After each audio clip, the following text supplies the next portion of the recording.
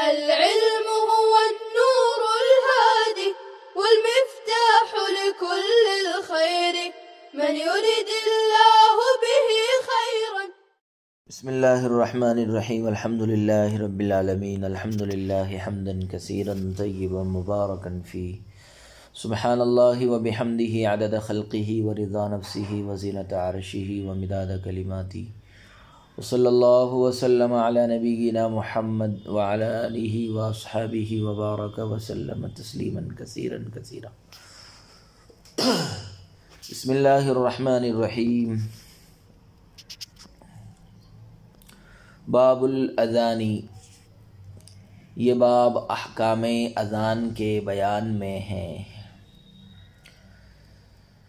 عزیز طلبہ کرام، صاحب کتاب نے اس سے پہلے مواقیت کو بیان فرمایا ہے اور اب یہاں سے اذان کے احکام کو بیان کر رہے ہیں. ان دونوں کو یکے بعد دیگرے بیان کرنے کی وجہ یہ ہے کہ اذان ہی سبب صلاۃ یعنی وقت صلاۃ کے دخول کا اعلان ہے، اس لیے پہلے وقت کو بیان کیا گیا اور اب اعلان کو بیان کیا جا رہا ہے. مواقیت کے بعد اذان کے احکام کو بیان کرنے میں حکمت یہ ہے کہ دونوں کو یکے بعد دیگرے بیان کرنے کی وجہ یہ ہے کہ اذان ہی سبب صلاۃ یعنی وقت صلاۃ کے دخول کا اعلان ہے، اس لیے پہلے وقت کو بیان کیا گیا، اب اعلان کو بیان کیا جا رہا ہے. اذان کے لغوی معنی مطلق اعلان کو لغت میں اذان کہا جاتا ہے. مطلق اعلان کو لغت میں اذان کہا جاتا ہے. اذان کے شرعی معنی الاعلام بوقت الصلاۃ بالفاظ مخصوصۃ علی صفۃ مخصوصۃ، یعنی مخصوص طریقے پر مخصوص الفاظ کے ذریعے نماز کے اعلان کا نام اذان ہے. جمہور محدثین و مؤخرین محدثین و مؤرخین اس بات پر متفق ہے کہ اذان کی مشروعیت ہجرت کے بعد مدینہ منورہ میں ہوئی ہے، لیکن اس امر میں اختلاف ہے کہ ہجرت کے کون سے سال اذان سکھلائی گئی. اس سلسلے میں حافظ ابن حجر عسقلانی رحمہ اللہ تعالی کی رائے یہ ہے کہ تعلیم اذان کا واقعہ سن 2 ہجری میں پیش آیا. تعلیم اذان کا واقعہ سن 2 ہجری میں پیش آیا، لیکن علامہ عینی رحمہ اللہ تعالی کا خیال یہ ہے کہ یہ واقعہ سن 1 ہجری میں پیش آیا. اذان کی مشروعیت کا واقعہ یہ ہے کہ جب آپ صلی اللہ علیہ وسلم اور آپ کے صحابہ مکہ معظمہ سے ہجرت کر کے مدینہ منورہ تشریف لے گئے تو مختلف مقامات پر جا کر آباد ہو گئے اور جماعت میں بیک وقت سب کا حاضر ہونا دشوار ہو گیا. نبی کریم صلی اللہ علیہ وسلم نے صحابہ کرام سے ایک ساتھ حاضر ہونے کے سلسلے میں تبادلہ خیال فرمایا. چنانچہ بعض لوگوں نے یہ رائے دی کہ نماز کے وقت ایک جھنڈا گاڑ دیا جائے، اسے دیکھ کر سب لوگ مسجد میں جمع ہو جایا کریں، لیکن یہ رائے پسند نہیں کی گئی اور علت یہ بیان کی گئی کہ اس سے صرف وہی لوگ مسجد میں حاضر ہو سکیں گے جو جھنڈا دیکھیں گے، اور جھنڈا نہ دیکھنے والوں کے لیے حاضر ہونے کا مسئلہ برقرار رہے گا. کچھ لوگوں نے یہ رائے دی کہ نماز کے وقت آگ روشن کر دی جائے، اسے دیکھ کر لوگ مسجد میں آ جایا کریں گے، لیکن آپ صلی اللہ علیہ وسلم نے مجوس کی مشابہت کی وجہ سے اس تجویز کو بھی مسترد کر دیا. کسی نے کہا نماز کے وقت سنگ میں پھونک ماری جائے، اس کی آواز سے لوگ مسجد میں جمع ہو جایا کریں گے، لیکن یہ تجویز بھی یہود کی مشابہت کے پیش نظر نامنظور کر دی گئی۔ اخیر میں ایک رائے یہ ہوئی کہ ناقوس بجایا جائے، یعنی ایک بڑی لکڑی کو لے کر اس پر چھوٹی لکڑی سے مارا جائے، لیکن چونکہ اس میں نصارہ کی مشابہت تھی اس لیے یہ رائے بھی ناپاس قرار دی گئی۔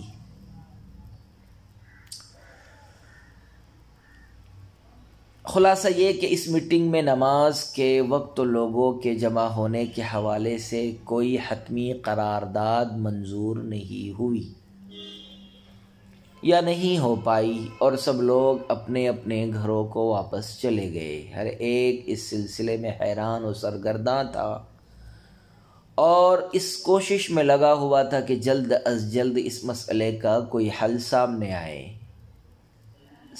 آ جائے۔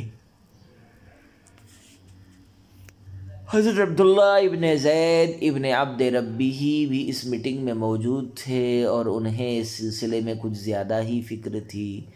چنانچہ وہ اپنے گھر گئے تو ان کی اہلیہ نے شام کا کھانا پیش کیا، لیکن عبداللہ ابن زید نے یہ کہہ کر کھانا کھانے سے انکار کر دیا کہ اصحاب رسول نماز کے سلسلے میں ایک پریشانی میں مبتلا ہے، لہذا میں کھانا نہیں کھاؤں گا۔ وہ کہتے ہیں کہ اسی دوران میری آنکھ لگی، اچانک میں نے دیکھا کہ آسمان سے ایک آدمی اترا جس کے جسم پر سبز رنگ کی 2 چادریں تھیں اور اس کے ہاتھ میں ایک ناقوس تھا۔ میں نے اس سے پوچھا، اے اللہ کے بندے، کیا تم یہ ناقوس بیچو گے؟ اس نے پوچھا، تم اسے لے کر کیا کرو گے؟ میں نے کہا، میں اسے اللہ کے نبی کی خدمت میں لے کر جاؤں گا اور اس کے ذریعے نماز کے وقت کی اطلاع دی جائے گی۔ اس آدمی نے کہا کہ میں تمہیں اس سے بہتر طریقہ نہ بتلاؤں؟ میں نے کہا، ہاں ضرور بتلائیے۔ چنانچہ وہ شخص ایک دیوار کے کنارے قبلہ رخ منہ کر کے کھڑا ہوا اور اذان کے پورے کلمات بیان کیے۔ عبداللہ ابن زید ابن عبد ربیہ فرماتے ہیں کہ صبح کو نبی کریم صلی اللہ علیہ وسلم سے میں نے اس خواب کا تذکرہ کیا تو آپ صلی اللہ علیہ وسلم نے فرمایا، انہ لرؤیا حق فالقاها الى بلال فانہ اندى وامد صوتا منک ومرہ ینادی بہ، یعنی یہ بڑا سچا خواب ہے۔ تم حضرت بلال کو یہ کلمات بتاؤ اور ان سے کہو کہ وہ ان کلمات کو ادا کرے، کیونکہ وہ تم سے زیادہ بلند آواز ہے۔ جب حضرت عمر رضی اللہ تعالیٰ عنہ کے کانوں تک حضرت بلال کی یہ آواز پہنچی تو وہ بھی نبی کریم صلی اللہ علیہ وسلم کی خدمت میں حاضر ہوئے اور عرض کیا، اے اللہ کے نبی، اس ذات کی قسم جس نے آپ کو نبی برحق بنا کر کے بھیجا ہے، بخدا میرے ساتھ بھی رات کو بعینہ یہی معاملہ پیش آیا، لیکن عبداللہ ابن زید نے اس سلسلے میں مجھ سے سبقت حاصل کر لی۔ اس پر اللہ کے نبی نے اپنے پاک پروردگار کا شکریہ ادا کیا اور اس طرح نماز کے اوقات کے اعلان کا مسئلہ حل ہو گیا۔ بسم اللہ الرحمن الرحیم۔ الاذان سنۃ للصلوات الخمسۃ والجمعۃ لا سواها للنقل المتواتر، وصفة الأذان معروفة وهو كما أذن الملك النازل من السماء۔ 5 نمازوں اور جمعہ کے لیے اذان سنت مؤکدہ ہے۔ 5 نمازوں اور جمعہ کے لیے اذان سنت مؤکدہ ہے، نہ کہ ان کے علاوہ کے لیے نقل متواتر کی وجہ سے، اور اذان کا طریقہ مشہور ہے اور وہ اسی طرح ہے جس طرح آسمان سے نازل ہونے والے فرشتے نے اذان دی تھی۔ اذان کی حیثیت اور طریقہ۔ صورت مسئلہ یہ ہے کہ راجح قول کی بنیاد پر اذان سنت مؤکدہ ہے اور پانچوں نمازوں یعنی جمعہ کے لیے اور پانچوں نمازوں نیز جمعہ کے لیے اذان مشروع ہے۔ ان کے علاوہ دیگر نمازیں مثلاً عیدین، نماز جنازہ، عیدین، نماز جنازہ، نماز کسوف و خسوف اور وتر وغیرہ کے لیے اذان مشروع نہیں ہے۔ اذان کی یہ مشروعیت نقل متواتر کے پیش نظر ہے، یعنی صلوات خمسہ اور جمعہ کے لیے اذان کی مشروعیت اس قدر کثیر روایات سے ثابت ہے اور ایسے معتمد اور ثقہ راویوں سے مروی ہے جو تواتر کی حد تک جا پہنچی ہے، اور اب اس میں کسی کے لیے پر مارنے کی گنجائش نہیں ہے۔ اور اذان کا طریقہ بھی وہی مشہور طریقہ ہے جس طریقے پر آسمان سے نازل ہونے والے فرشتے نے اذان دی تھی۔ یہاں دو باتیں قابل ذکر بھی ہے اور لائق توجہ بھی، دو باتیں قابل ذکر بھی ہے اور لائق توجہ بھی ہے۔ پہلی بات یہ ہے کہ اذان سنت مؤکدہ ہے اور یہی صحیح ہے۔ اس سلسلے میں بعض مشائخ کا قول یہ ہے کہ اذان واجب ہے، لیکن یہ قول صحیح نہیں ہے۔ دراصل ان حضرات کو امام محمد سے مروی اس روایت سے دھوکہ ہو گیا جس میں انہوں نے یہ صراحت فرمائی ہے کہ اگر تمام اہل شہر اذان کو ترک کر دے تو ان سے قتال کیا جائے گا، اور عموماً ترک واجب ہی پر قتال کیا جاتا ہے، اس لیے اذان بھی واجب ہونی چاہیے۔ صاحب عنایہ نے اس خیال کی تردید کرتے ہوئے لکھا ہے کہ امام محمد رحمہ اللہ تعالیٰ نے ترک اذان پر جو قتال کرنے کی بات کہی ہے وہ اذان کے واجب ہونے کی وجہ سے نہیں کہی ہے، بلکہ اس وجہ سے کہی ہے کہ ترک اذان پر اصرار کرنے کی وجہ سے دین کی تضلیل و توہین ہے اور دین کی اہانت کرنے والے ناعاقبت اندیشوں سے قتال ضروری ہے۔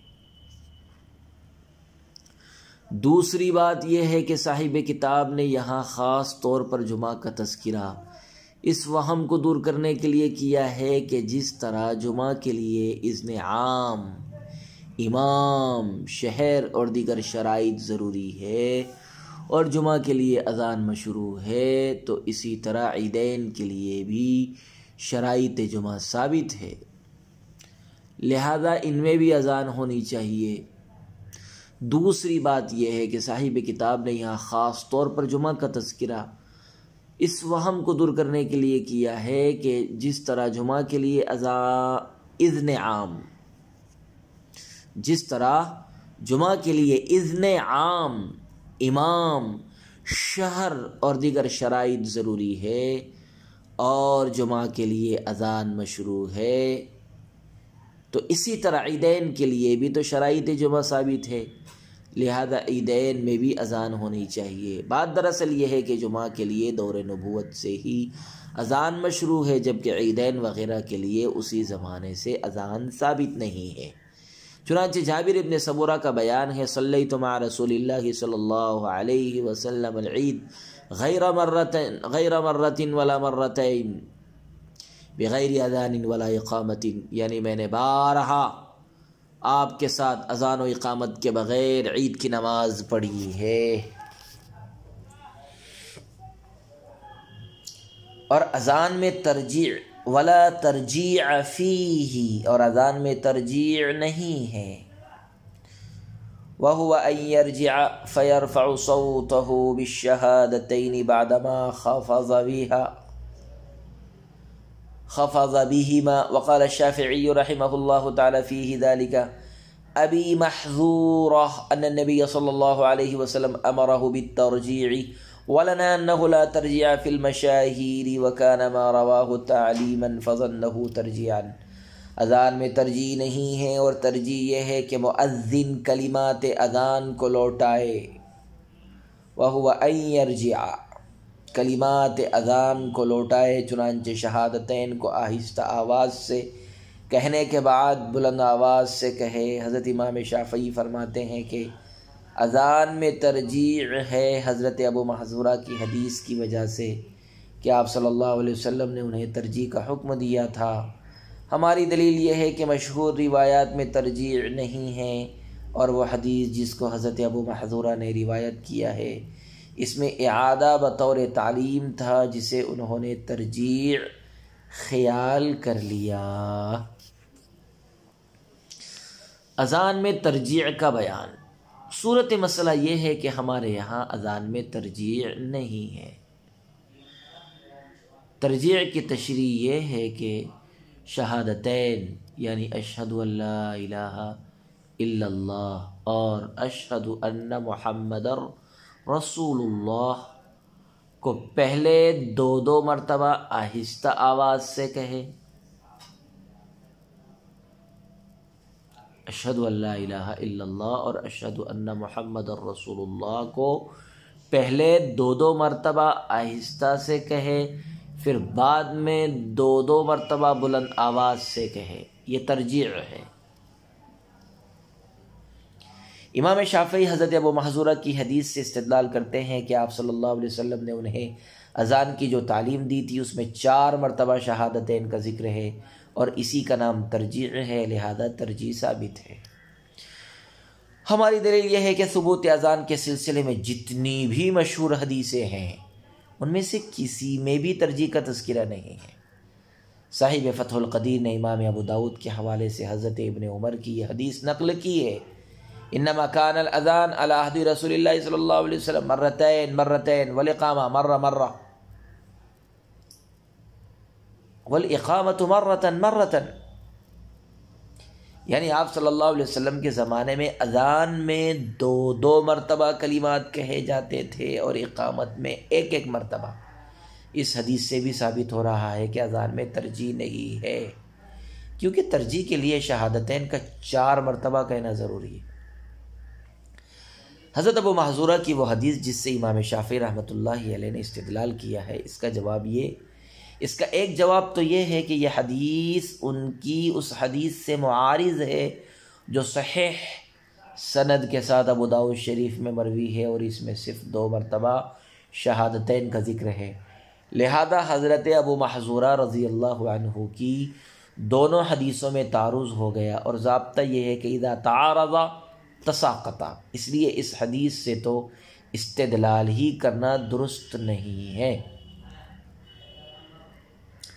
دوسرا جواب یہ ہے کہ اگر ہم امام شافعی رحمۃ اللہ علیہ کی پیش کردہ حدیث کو درست مان بھی لیں تو بھی اس سے ترجیح کا ثبوت نہیں ہوگا، اس لیے کہ اس حدیث میں جو 4 مرتبہ شہادتین کے کلمات کا تذکرہ ہے وہ ایک خاص واقعے سے متعلق ہے۔ واقعہ یہ ہے کہ اسلام لانے سے پہلے حضرت ابو محذورہ رضی اللہ تعالیٰ عنہ حضور اکرم صلی اللہ علیہ وسلم سے بہت زیادہ بغض رکھتے تھے۔ پھر جب وہ اسلام کے دامن سے وابستہ ہوئے تو آپ صلی اللہ علیہ وسلم نے انہیں اذان کہنے کا حکم دیا۔ اذان کہتے ہوئے جب یہ شہادتین کے کلمات پر پہنچے تو اپنی قوم سے شرم اور عار محسوس کرتے ہوئے اس موقع پر انہوں نے اپنی آواز کو بالکل پست کر لیا۔ اس پر آپ صلی اللہ علیہ وسلم نے انہیں بلا کر ان کی گوشمالی فرمائی اور یہ حکم دیا کہ ارجع وامدد بها صوتک، یعنی جاؤ اور شہادتین کو بلند آواز سے ادا کرو جی۔ اس اعادے سے آپ صلی اللہ علیہ وسلم نے انہیں یہ احساس دلایا کہ جب تم اسلام کے دامن سے وابستہ ہو گئے تو اب احقاق حق اور اظہار دین میں شرم اور حیا مت کرو، بلکہ ادخلوا فی السلم کافہ کی جیتی جاگتی تصویر بن جاؤ۔ یا اس اعادے سے یہ مقصود تھا کہ اسلام سے پہلے جو کچھ ہوا اسے بھول جاؤ اور اب اللہ اور اس کے حبیب کی محبت میں غرق ہو جاؤ۔ وَيَزِيدُ فِي أَذَانِ الْفَجْرِ بَعْدَ الصَّلَاةِ الصَّلَاةُ خَيْرٌ مِّنَ النَّوْمِ مرتين لأن بلالا قال الصلاة خير من النوم حين وجد النبي صلى الله عليه وسلم راقدا فقال عليه السلام ما أحسن هذا يا بلال اجعله في أذانك وخص الفجر به لأنه وقت يوم وغفلة اور اذان کہنے والا فجر کی اذان میں حی علی الفلاح کے بعد 2 مرتبہ الصلاۃ خیر من النوم کا اضافہ کرے، اس لیے کہ حضرت بلال نے جب آپ صلی اللہ علیہ وسلم کو سوتا ہوا پایا تو یوں کہا تھا الصلاۃ خیر من النوم۔ اس پر آپ صلی اللہ علیہ وسلم نے فرمایا اے بلال، یہ بڑا اچھا جملہ ہے، اسے تم اپنی اذان میں شامل کر لو۔ اور فجر کی اذان کو اس کے ساتھ خاص کر دیا گیا کیونکہ وہ سونے اور غفلت کا وقت ہے۔ فجر کی اذان میں اضافے کا بیان۔ صورت مسئلہ یہ ہے کہ فجر کی اذان میں حی علی الفلاح کے بعد 2 مرتبہ الصلاۃ خیر من النوم کہنا مستحب ہے، اور اس اضافے کے مستحب ہونے کا واقعہ یہ ہے کہ ایک مرتبہ ایک دن حضرت بلال فجر کی اذان دے کر حضرت عائشہ کے حجرے کے دروازے پر کھڑے ہوئے اور فرمایا الصلاۃ یا رسول اللہ۔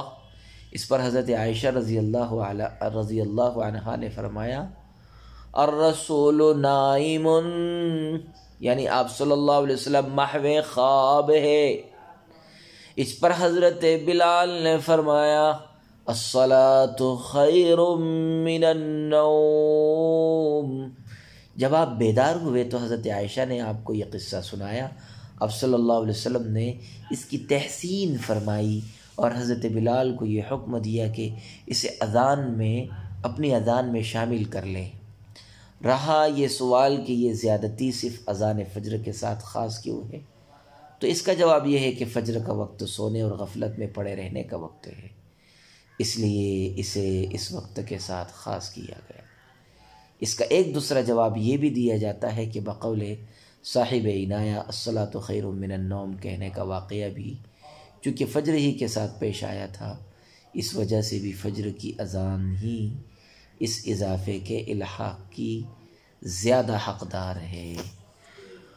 والإقامة مثل الأذان إلا أنه يزيد فيها بعد الفلاح قد قامت الصلاة مرتين هكذا فعل الملك النازل من السماء وهو المشهور ثم هو حجة على الشافعي في قوله أنها فرادا إلا قوله قد قامت الصلاة۔ اور اقامت اذان ہی کی طرح ہے مگر مؤذن اقامت میں حی علی الفلاح کے بعد 2 مرتبہ قد قامت الصلاۃ کا اضافہ کرے۔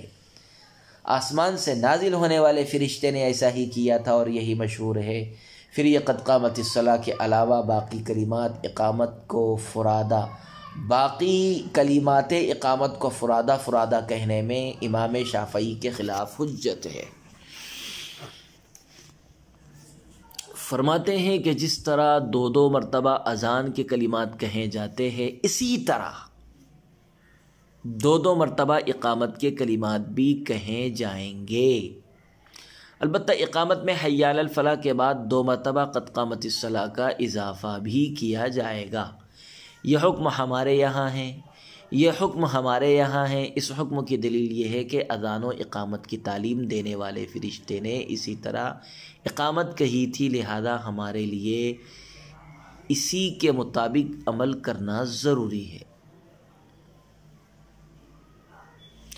اس کے برخلاف حضرت امام شافعی کا مسلک یہ ہے کہ قد قامت الصلاۃ کے علاوہ اقامت کے جملہ کلمات ایک مرتبہ کہے جائیں، البتہ قد قامت الصلاۃ کو ان کے یہاں بھی 2 مرتبہ کہے گے۔ اللہ اکبر اشہد ان لا الہ الا اللہ اشہد ان محمد رسول اللہ حی علی الصلاح حی علی الفلاح، اس طرح۔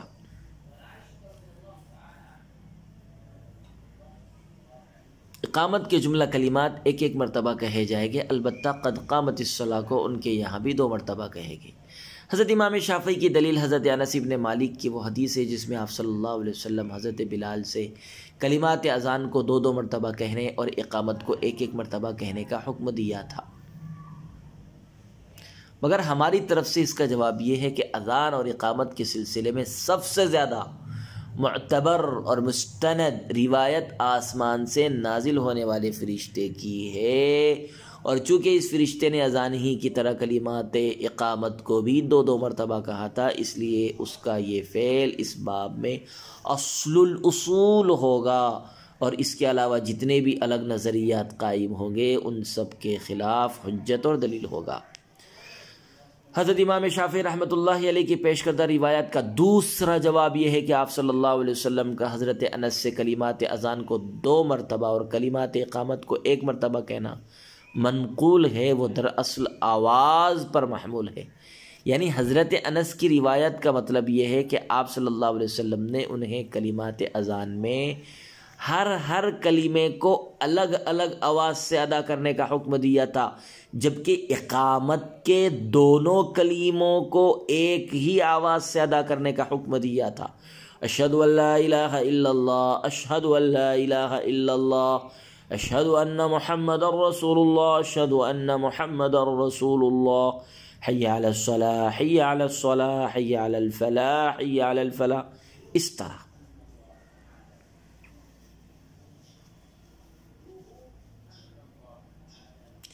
کلمات اقامت کے دونوں کلمے کو ایک ہی آواز سے ادا کرنے کا حکم دیا تھا۔ وَيَتَرَسَّلُ فِي الْأَذَانِ وَيَحْضُرُ فِي الْإِقَامَةِ لِقَوْلِهِ عَلَيْهِ السَّلَامِ إِذَا أَذَّنْتَ فَتَرَسَّلْ وَإِذَا أَقَمْتَ فَاحْضُرْ، وَهَذَا بَيَانُ الْاِسْتِحْبَابِ۔ اور مؤذن اذان میں ترسل کرے اور اقامت میں حضر کرے، کیونکہ آپ صلی اللہ علیہ وسلم کا ارشاد ہے جب تم اذان دو تو ترسل کرو اور جب اقامت کہو تو حضر کرو، اور یہ استحباب کا بیان ہے۔ ترسل یترسل ترسلا، کوشش کر کے آواز لمبی کر کے الفاظ ادا کرنا، آواز لمبی کر کے الفاظ ادا کرنا، ٹہر ٹہر کے پڑھنا، یحضر جلدی جلدی پڑھنا۔ اذان و اقامت کی ادائیگی کی رفتار کی وضاحت فرماتے ہیں کہ مؤذن کے لیے اذان میں ترسل کرنا اور مکبر کے لیے اقامت میں حضر کرنا مسنون ہے۔ ترسیل کی تعریف یہ ہے کہ اذان کے 2 کلموں کے مابین سکتے کے ساتھ فصل کرے، اور حضر یہ ہے کہ اقامت کے 2 کلموں کے مابین فصل نہ کرے بلکہ ایک ہی سانس اور ایک ہی آواز میں دونوں کو ادا کرے۔ ترسل اور حضر کے مسنون ہونے کی دلیل وہ حدیث ہے جو کتاب میں مذکور ہے، یعنی اذا اذنت، صاحب ہدایہ نے تو اس امر کو مستحب قرار دیا، لیکن اصح یہ ہے کہ یہ مسنون ہے کیونکہ اذان میں ترسل اور اقامت میں حضر تواتر سے ثابت ہے۔ ترسل کی تعریف یہ ہے کہ اذان کے دونوں کلموں کے مابین سکتے کے ساتھ فصل کرے، اور حضر یہ ہے کہ اقامت کے دونوں کلموں کے مابین فصل نہ کرے بلکہ ایک ہی سانس اور ایک ہی آواز میں دونوں کو ادا کرے۔ وصلی اللہ وسلم علی نبینا محمد وعلی آلہ واصحابہ وبارک وسلم تسلیما کثیرا کثیرا۔ السلام عليكم. لا تنسوا الاعجاب بالفيديو والاشتراك في القناة تشجيعا لنا لنستمر بنشر المزيد إن شاء الله.